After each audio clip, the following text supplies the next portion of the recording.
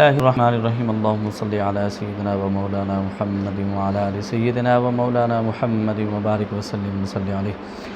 انزل القرآن علی 7 احرف. صیغت اور تعدد طرق کے اعتبار سے حدیث متواتر ہے. یہ حدیث موضوع نہیں ہے، ضعیف نہیں ہے، بلکہ یہ طرق کے لحاظ سے بھی، تعداد کے لحاظ سے بھی، اور یہ حضور نبی اکرم صلی اللہ علیہ وسلم تک یہ تواتر کے ساتھ حدیث کیا ہے، منقول ہے. ابو الفضل رازی رحمۃ اللہ علیہ نے اس حدیث کی تشریح میں فرمایا کہ اختلاف قرات 7 انواع سے بغیر نہیں ہے. روایات یوں ہم سمجھیں کہ اگر صرف یہ 7 ہی روایات ہیں، اس کے علاوہ باقی ناجائز ہیں، تو یہ بھی غلط ہے، بلکہ روایت اس سے بھی زیادہ ہیں. ٹھیک ہے، لیکن یہ 7 قسم کی تبدیلیوں کے اندر ہے، 7 قسم کے تغیرات کے یہ اندر ہی ہے. نمبر 1، افراد، تثنیہ اور جمع میں اسماء کا اختلاف. افراد، تثنیہ اور جمع میں اسماء کا اختلاف، یعنی بعض کی روایت ہوگی واحد کے ساتھ، افراد کے ساتھ، بعض کی ہوگی تثنیہ کے ساتھ، بعض کی ہوگی جمع کے ساتھ، اسماء میں، اسموں میں. جیسے مثال کے طور پہ وَعَلَى الَّذِينَ يُطِيقُونَهُ فِدْيَةٌ طَعَامُ مِسْكِين، یہ مفرد کے ساتھ روایت ہوگی، تو اس کے ساتھ ہی بعض پڑھیں گے مساکین، تو یہ جمع کے ساتھ آ جائے گی. فَأَصْلِحُوا بَيْنَ أَخَوَيْكُمْ، یہ تثنیہ کے ساتھ ہے، اور بعض پڑھتے ہیں بین اخواتکم، ٹھیک ہے، تو یہ ہو جائے گی، یہ مفرد کے ساتھ ہے. وَهُمْ فِي الْغُرُفَاتِ، یہ جمع کے ساتھ ہے. وَهُمْ فِي الْغُرْفَةِ، یہ مفرد کے ساتھ ہے. اسی طرح کہتے ہیں کہ افعال میں تذکیر اور تانیث کا اختلاف ہوگا. جیسے لا یقبل، کوئی مؤنث پڑھتے ہیں، لا تقبل تو کوئی اس کو کیا پڑھیں گے، مذکر. نمبر 2، کہتے ہیں افعال کے صیغوں کا اختلاف ماضی، مضارع اور امر کی صورت میں، جیسے تطوع خیرا اور یتطوع خیرا، یتطوع خیرا. فنجی من نشاء، فننجی من نشاء. قال ربی یعلم القول، یہ ماضی کی مثال ہے، اور قر ربی یہ امر کی مثال ہو جائے گی. نمبر 3، کہتے ہیں اختلاف وجوہ آرام، مثلا یعنی حرکات کا اختلاف، وجوہ آرام، حرکات کا اختلاف. جیسے مثال ولا تسأل عن اصحاب الجحیم، تو بعض پڑھیں گے پھر ولا تسأل، ٹھیک ہے. اختلاف بن نقص و زیادہ، نمبر 4 یہ اختلاف. ساری ہو، یعنی کسی حرف کو کم کر دینا، کسی آیت کو کوئی حرف بالکل نہ پڑھنا اور پھر کوئی حرف کا اضافہ کر دینا. جیسے سارعوا الی مغفرہ، اب روایت حفص سے آپ نے کیا پڑھا، وسارعوا، اور کسی اور روایت کے اندر دیکھ لینا تو وہاں پر ہوگا سارعوا، یعنی بغیر واو کے ساتھ. قال یا بشرا ھذا غلام، اب بعض اس کو زیادہ کر کے پڑھیں گے، قال یا بشرا یا ھذا غلام، سمجھ آ گئی. تو یہ اسی طریقے کے ساتھ جیسے فرحبون، تو بعض کی روایت میں ہوگی فرحبونی. والفجر، تو بعض پڑھیں گے والفجری. عما یتساءلون، تو بعض پڑھیں گے عمہ، عمہ. فیمہ، ممہ، حالانکہ ممہ ہے، اس کے ساتھ ایک ہا کا اضافہ کر دیں گے، ممہ، عمہ، ٹھیک ہے. نمبر 5، کہتے ہیں کہ تقدیم و تاخیر کے اختلاف، جو بعد والا کلمہ ہے اس کو پہلے پڑھ لینا، جو پہلے والا ہے وہ اس کو بعد میں پڑھنا. وقاتلوا وقتلوا کو الٹ کر کے پڑھنا، وقتلوا وقاتلوا، جو بعد میں کلمہ ہے اس کو پہلے پڑھنا اور جو پہلے والا ہے اس کو بعد میں پڑھنا. وقاتلوا وقتلوا، اور دوسری کیا ہے، وقتلوا وقاتلوا. اختلاف بالابدال، یعنی ایک کلمے کی جگہ دوسرا کلمہ پڑھنا. جیسے وتوکل، واو کی جگہ فتوکل، وتوکل ہے نا، تو دوسرا کیا ہے جی، فتوکل، واو کی جگہ کیا پڑھ دینا، فا پڑھ دینا. اختلاف اللہجات، کہتے ہیں فتحہ، جیسے ہدا، ٹھیک ہے، یا موسیٰ، عیسیٰ، والضحیٰ، سجا، ما ودعک ربک وما قلی، اس کو کیا کہتے ہیں، فتحہ. یہ کیا ہے، فتحہ، سیدھا پڑھنا. اور دوسرا ہے امالہ. امالہ کی پھر 2 قسمیں بنتی ہیں، ایک ہوتے ہیں امالہ صغرا، ایک ہے امالہ کبرا. امالہ کبرا ہوگا منہ سے، اور امالہ صغرا ہوگا منہ سے. امالہ کبرا ہوگا عیسے، اور امالہ صغرا ہوگا عیسیٰ، ٹھیک ہے. واللیل اذا سجا، واللیل اذا سجا، سمجھ آ گئی. تو یہ ہوگا اظہار ظاہر کر کے پڑھنا، بس اوقات ایسا ہوگا کہ اس کلمے کو آپ ادغام اس میں نہیں کریں گے، اور بعض ایسا ہوگا ادغام کہ وہاں پر روایت حفص سے ہٹ کے جو ہے، جیسے روایت سوسی کے اندر ہے الم تر کیف فعل ربک واذا قیل لہم، ٹھیک ہے، تو اس طرح کے بہت سارے کلمات آئیں گے کہ وہاں پر جب دو حروف مثلین جمع ہو جاتے ہیں یا متقاربین کے اندر بھی ادغام ہوتا ہے تو وہاں پر اذ ظلموا اذ ذهبا اس طرح ہے، اور ایسے ہی ارکم معنی، یہاں جہاں آپ نے دیکھا کہ ادغام ہوتا ہے وہاں بعض اس میں اظہار کے ساتھ پڑھیں گے، ارکب معنی بھی پڑھیں گے۔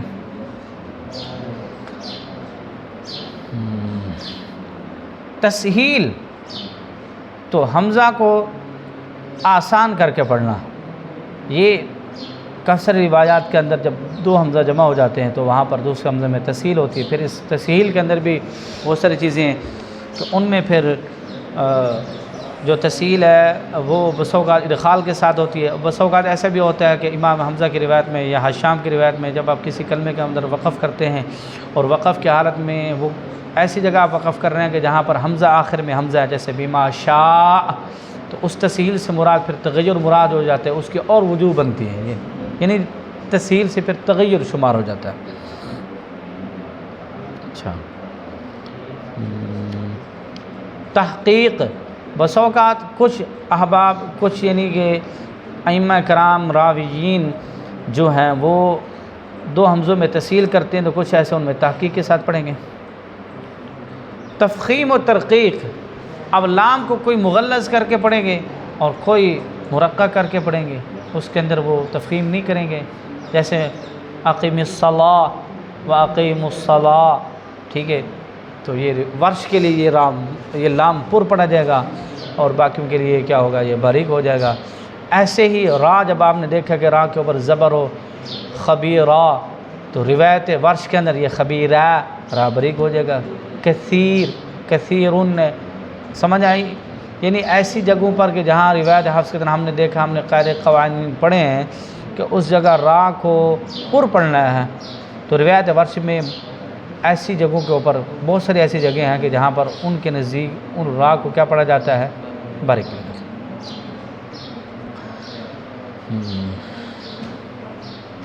قبائل عرب کی لغت کے اختلاف بھی اسی کے اندر شامل سمجھیں، جیسے خطوات پڑھتے ہیں، بعض خطوات پڑھتے ہیں تا کو ساکن کر کے، بیوت بعض با کا کسر پڑھتے بیوت، خفیہ بعض پڑھتے خفیہ، زبورہ بعض پڑھیں گے زبورہ، شنعان بعض کی روایات ہوگی شنعان، بزعمہم یعزب، ٹھیک ہے۔ اور یہاں پر ایک بات دھیان سے سمجھ لیجئے کہ انزل القرآن والا 7 حروف سے مراد 7 قرأت مراد نہیں ہے، بلکہ 7 قسم کے تغیرات ہیں، ٹھیک ہے۔ قرأتیں جتنی بھی ہوں، تبدیلیاں یہ 7 قسم کی ہوں گی، ان 7 قسم کی تبدیلیوں سے بغیر کوئی تبدیلی نہیں ہے۔ علم قرأت کی تعریف یہ ہے کہ ہوا علم یعرف بہ اختلاف کلمات الوحی القرآنی، ایک ایسا علم کہ جس سے وحی قرآنی کے کلمات کے اختلاف معلوم ہو۔ ہر علم کی اپنی تعریف ہے، ہر علم تجوید آپ نے پڑھا تو اس کی تعریف الگ ہے، علم صرف پڑھتے ہیں اس کی تعریف الگ ہے، علم حدیث پڑھیں گے اس کی تعریف الگ ہے، فقہ پڑھیں گے، جو بھی آپ پڑھیں گے، ریاضی ہے، انگلش، جو بھی آپ پڑھیں گے اس ہر ایک کی تعریف اپنی الگ الگ جدا جدا ہے۔ ایسے ہی علم قرأت کی تعریف یہی ہے کہ وہ علم ایسا علم کہ جس سے وحی قرآنی کے کلمات کے اختلاف معلوم ہو، اس کی پہچان ہو، وہ جانا جائے۔ تو اس کا مطلب یہ ہوا کہ یہ جو قرأت ہیں، یہ روایات ہیں، یہ کسی بندے کی اپنی نہیں ہے، کسی کی من گھڑت نہیں ہے، ٹھیک ہے، یہ کیا ہے، منزل من اللہ ہے، اللہ نے اس کو نازل کیا اور اللہ نے نبی اکرم صلی اللہ علیہ وسلم کو اس کی اجازت فرمائی ہے تاکہ وہاں کے رہنے والے لوگوں کے لیے آسانی ہو اور جو ان کو بہتر لگے اس کو وہ پڑھیں۔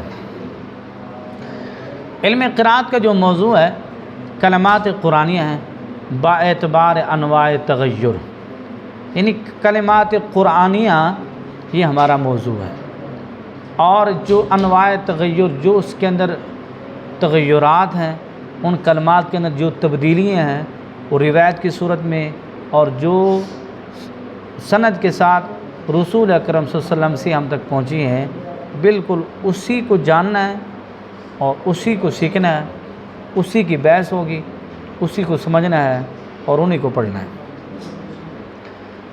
غرض کیا ہے جی؟ ہمارا یہ پڑھنے کا مقصد کیا ہے؟ ہر بندے کا کوئی بھی کام کرتے ہیں اس کا کوئی نہ کوئی مقصد ہوتا ہے۔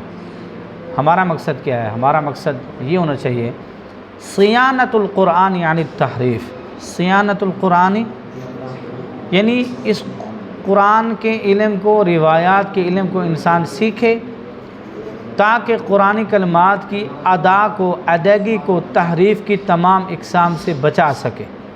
تو صاف ظاہر ہے ایک بندہ روایات پڑھ رہا ہے، اگلے بندے نے پڑھی ہوئی نہیں ہے، اس کو کیا پتہ یہ صحیح پڑھ رہا ہے یا غلط پڑھ رہا ہے؟ ایک بندے نے پڑھی ہوئی ہے، اس کو پتہ ہوگا کہ یہ فلاں روایت پڑھ رہا ہے، یہ ٹھیک پڑھ رہا ہے۔ اور اگر بالفرض ایک بندے نے پڑھی ہوئی ہے ہی نہیں، اگلا بندہ اس کو غلط پڑھ رہا ہے، یا تو وہ اس کو ٹھیک کہے گا، اگر وہ بندہ صحیح پڑھ رہا ہے یا اس کو بھی غلط کہہ دے گا، اس کی مرضی ہے، کیونکہ اس کو پتہ جو نہیں ہے۔ تو لہذا اس علم کی جو غرض و غایت ہے وہ یہی ہے صیانت القرآن یعنی تحریف، یعنی قرآنی کلمات کی ادا کو تحریف کے تمام اقسام سے بچانا۔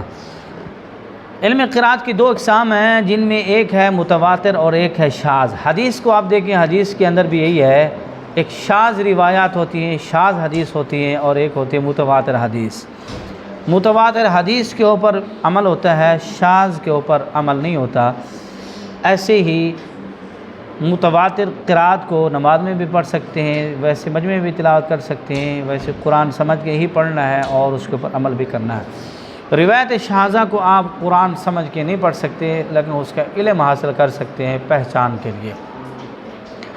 اب پھر یہاں پر سوال ہوتا ہے کہ پھر علم قرات کا جو قرات شاذہ ہے اس کا کیا فائدہ ہے بھی سیکھنے کا؟ میں ایک بار یہاں پر سمجھا دوں کہ علم قرات متواتر کو سیکھنا تو ضروری ہے، کیونکہ حضور نبی صلی اللہ علیہ وسلم نے اس کو خود سکھایا ہے، صحابہ کرام کے دور میں یہ چیز رائج رہی ہے۔ جس چیز کو حضور نے نہیں چھوڑا ہم چھوڑیں تو پھر گناہ نہیں؟ کیا خیال ہے؟ جس چیز کو حضور نے قائم رکھا اور ہم اس کو چھوڑ دیں، یہ درست نہیں ہے۔ دوسری بات یہ ہے کہ قرات شاذہ سے اسلامی احکامات واضح ہوتے ہیں، جیسے قرآن میں ہے والسارق والسارقۃ فاقطعوا ایدیہما۔ اب یہاں پر کہہ دیا کہ چور کا ہاتھ کاٹ دو، اب نہیں بتایا گیا کہ بھی چور کا ہاتھ کون سا کاٹے۔ سمجھ آ گئی؟ چور کا ہاتھ کون سا کاٹے یہاں پر ذکر نہیں ہے۔ اب وہ چور کا ہاتھ کون سا کاٹنا ہے یہ قرات سے معلوم ہوگا اور قرات شاذہ سے معلوم ہوگا۔ تو جب قرات شاذہ سے اسلامی احکامات بندہ لے سکتا ہے تو قرات متواترہ سے بدرجہ اولا ہے۔ سمجھ آ گئی نا جی؟ تو لہذا ہمارا جو مقصد ہے قرآنی کلمات کو ادا کی تمام اقسام سے بچانا ہے۔ مقدمۃ الکتاب بدأت ببسم اللہ فی النظم اولا تبارک رحمان رحیم و موئلہ۔ بدأت میں نے ابتدا کی، میں ابتدا کرتا ہوں، ببسم اللہ بسم اللہ کے ساتھ، فی النظم کس میں؟ اس نظم میں، اولا کہتے ہیں پہلے، ابتدا میں، تبارک وہ بابرکت ہے، رحمانن مہربان ہے، رحیمن رحم کرنے والا ہے، و موئلہ وہی جائے پناہ ہے۔ علامہ شاطبی رحمۃ اللہ علیہ نے ابتدا کے اندر ہی بسم اللہ کے ساتھ اس کتاب کو شروع کیا ہے، کیونکہ حدیث مبارکہ میں آتا ہے کہ ہر وہ مہتمم بشان کام، اچھا کام کہ جس کے شروع میں بسم اللہ نہ پڑھی جائے، اللہ کی حمد تعریف نہ ہو، وہ کام مقطوع الشرف ہوتا ہے، یعنی اس کے اندر برکت رہتی نہیں۔ تو قرآن کے علم سے بڑھ کر کوئی اور کام اچھا تو ہے ہی نہیں، اس وجہ سے آپ نے شروع کے اندر ہی کیا پڑھا جی؟ بسم اللہ کے ساتھ اس نظم کی ابتدا کی ہے۔ تبارک اللہ کریم بابرکت ہے، رحمانن مہربان ہے، مہربان ہے، دنیا کے اندر کوئی اس کی نافرمانی کرتا ہے پھر بھی اس کو نواز دیتا ہے، رحیمن رحم کرتا ہے، اور قیامت کے دن ہوگا تو وہ صرف رحم کرے گا اہل ایمان کے اوپر، جو اس کی اطاعت فرما برداری کرتے ہیں، اس کے احکامات کے اوپر عمل کرتے ہیں۔ وموئلہ جائے پناہ ہے، انسان کے سارے دشمن بن جائے، اللہ اس کی حفاظت کر لے، وہ بندہ اللہ کی پناہ میں آ جائے تو کوئی لوگ بھی اس کو کچھ بگاڑ سکتے نہیں۔ وَسَنَّيْتُ صلی اللہ ربی علی الرضا، کہتے میرا دوسرا کام یہ ہے کہ صلی اللہ ربی، اللہ تعالیٰ جو میرا رب ہے، صلی اللہ درود نازل فرمائے، ربی میرا رب، علی الرضا پسندیدہ، محمد صلی اللہ علیہ وآلہ وسلم پر۔ انبیاء کرام میں سب سے جو پسندیدہ شخصیت ہے، بلکہ کائنات کے اندر سب سے جو پسندیدہ شخصیت اللہ کی ہے، وہ کون ہے جی؟ ہمارے پیغمبر صلی اللہ علیہ وآلہ وسلم۔ المہدا، فرمایا کہ یہ ہدیہ کیے گئے ہیں، یہ کیا کیے گئے؟ ہدیہ کیے گئے ہیں، الی الناس، لوگوں کی طرف، مرسلا، بھیجے گئے، رسول بنا کر۔ مطلب یہ کہ اللہ کریم نے لوگوں کو حضور دے کر کے تحفہ دیا ہے۔ کیا کیا ہے جی؟ تحفہ دیا ہے۔ ہدیہ تحفہ ہی ہوتا ہے نا، کیا خیال ہے؟ تو انہوں نے یہاں پر جو مہدا لفظ استعمال کیا، تو اس سے مراد کیا ہے؟ ہدیہ۔ کیا ہے جی؟ ہدیہ۔ تو ہدیہ سے مراد کیا ہے؟ تحفہ۔ تو تحفہ ہی بسا اوقات ایسا ہوتا ہے کہ جو نایاب ہو، جس کا بندہ بار بار ذکر کرے نا، کوئی ایک چیز ہو نا، بندہ وہ کسی کو دو، کہتے ہیں تینوں پتہ ہے نا، میں ایک کوئی چیز ہی میں تینوں وہی دیتی ہے۔ کیا خیال ہے؟ تو مطلب یہ، اور بندہ اصرار اور بار بار احسان بھی اسی چیز کا دہراتا ہے جو اس کی خاص ہو۔ تو اللہ کریم یہاں پر، اللہ کریم نے جو ہمیں بھیجا ہے، اور یہاں پر علامہ شاذ بھی رحمۃ اللہ علیہ ذکر کر رہے ہیں کہ اللہ نے ہمیں یہ تحفہ دیے ہیں، حضور رسول بنا کر۔ وعطرتہ، اور آپ کا خاندان، عطرت سے مراد کیا ہے؟ آپ کا خاندان ہے۔ آپ کے خاندان پر کیا ہو جی؟ درود و سلام ہو۔ ثم الصحابتی، کہتے پھر صحابہ کرام کے اوپر، ثم من، کہتے پھر ان لوگوں پر، تلاہم، جنہوں نے اتباع کی، آپ کی اتباع کی، علی الاحسان، اخلاص کے ساتھ، بالخیری، خیر کے ساتھ، وبلا، موصلہ دار بارش کی طرح، یعنی حضور کے ساتھ ہر دم کھڑے رہے، ٹھیک ہے؟ وہ آپ کی آل ہیں، وہ آپ کے صحابہ کرام ایسے ہوں کہ صحابہ کرام نے اپنی جانیں بھی دی، اپنا مال بھی دیا، اپنے سب کچھ قربان کیا حضور نبی اکرم صلی اللہ علیہ وآلہ وسلم کے ساتھ۔ وَسَلَّسْتُ أَنَّ الْحَمْدَ لِلَّهِ دَائِمًا وَمَا لَيْسَ مَبْدُوءًا بِهِ أَجْزَمُ الْعُلَا، کہتے ہیں وَسَلَّسْتُ، میرا تیسرا کام یہ ہے، أَنَّ الْحَمْدَ، یقیناً بے شک، الحمدللہ، کیا کہتے ہیں؟ تمام تعریفات، دائماً، ہمیشہ والی، کس کے لیے؟ اللہ کے لیے ہیں۔ وما لیسا، کہتے جو نہیں، مبدوعاً، شروع کیا گیا، بھی، کہتے ہیں اس کے ساتھ، اجزم العلا، وہ کہ دم کٹا ہوتا ہے، شرف اور بزرگی سے خالی ہوتا ہے۔ کہتے ہیں میرا تیسرا کام یہ ہے، اللہ کی تعریف ہے، اللہ کی حمد ہے، حمد اسی کی ہے، وہ مالک ہے، وہ رازق ہے، ہر چیز کے اوپر قدرت اس کی ہے، اس کی قدرت کے بغیر نہ کوئی پر ہل سکتا ہے، نہ کوئی پتہ، زمین آسمان کی ہر چیز سے وہ واقف ہے۔ کالے پتھر کے اوپر کالی رات میں وہ رینگتی چونٹی کی آواز کو سنتا ہے، اس کی پکار کو سنتا ہے، اور پتھروں کے اندر، بند پتھروں کے اندر بھی کیڑوں کو رزق دینے والا بھی وہ میرا رب ہے۔ بے شمار کافی ساری چیزیں ایسی ہیں، انسان کی سوچ وہاں تک نہیں پہنچتی جہاں تک وہ مالک کریم ان کو رزق عطا فرماتا ہے۔ بس کرو۔